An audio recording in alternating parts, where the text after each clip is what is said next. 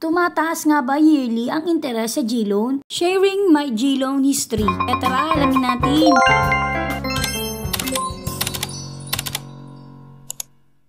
Ngayong 2025 ay ika-3 years ko na gumagamit ng G-Loan dito sa GCash. Ngayon, kung tatanungin mo ko kung ilang beses na ako nakaloan sa kanila, ang sagot ay 3. Pero this year, pwede pa yung maging 4 or 5. Ang gugustuhin ko. So, kung makikita nyo, ito yung first loan ko sa G-Loan. March 2023, yung first loan ko, pero yung nakalagay dyan na yung unang due date ko, which is April. Tagal na akong na-offeran dito ni G-Loan, kasi nga hindi ko lang ginagamit kasi takot pa. So, dahil nga in-need kami, umutang ako. Binigay sa akin na credit limit ni GCash noon, 15,000 yon. Hindi ako nagkakamali. Tapos, ang in-avail ko lamang ay 11,000. So, syempre, meron pa rin siyang processing fee, which is 3%. 3% na yon ay equivalent niya ay 330. So, ang makukuha ko na lang ay 10,670. Dito sa interest, medyo mababa pa yung interest nila, which is 2.89%. So, bali mga nasa 300 din yung interest ko dito. Tapos, yung per month ko naman is 1,540.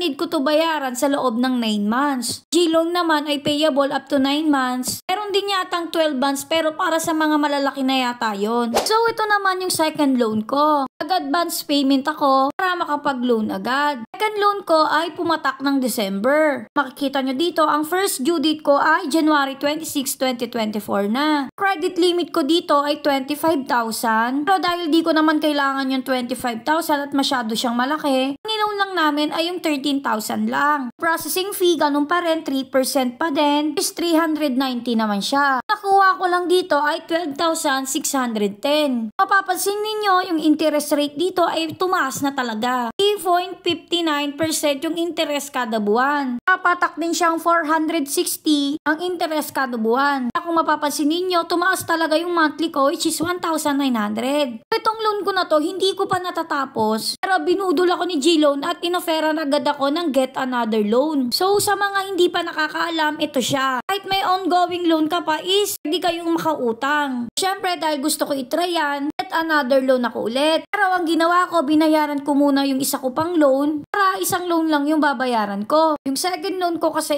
is 3 months or 2 months na lang yata yung natitira dito. Ang ginawa ko, sinobran ko yung third loan ko, tapos binayaran ko na yung second loan ko. So, dito naman tayo sa third loan ko, which is itong get another loan. Makikita ninyo is 1.6 lang siya per month, kasi nga mababa lang yung interest niya. Ang interest niya dito is kagaya dun sa first loan ko, which is 2.89% din. So, dito, kaka-advance payment ko lang para matapos na din. Parang dito ako nagkamali kasi yung offer sa akin dito na credit limit ay 25,000. Dito sa akin pang fourth loan na sana ay 10,000 na lang ang offer nila. Ito hindi ko pa ina-avail. Napatagal ko muna kasi malay nyo tumaas siya, diba? Pero kung makikita nyo dito, mas tumaas na talaga yung interest, which is 3.99% na. Pero yung processing fee, ganun pa rin, 3% pa din. At i-update ko kayo sa mga susunod na video pag nag-avail na ako nito.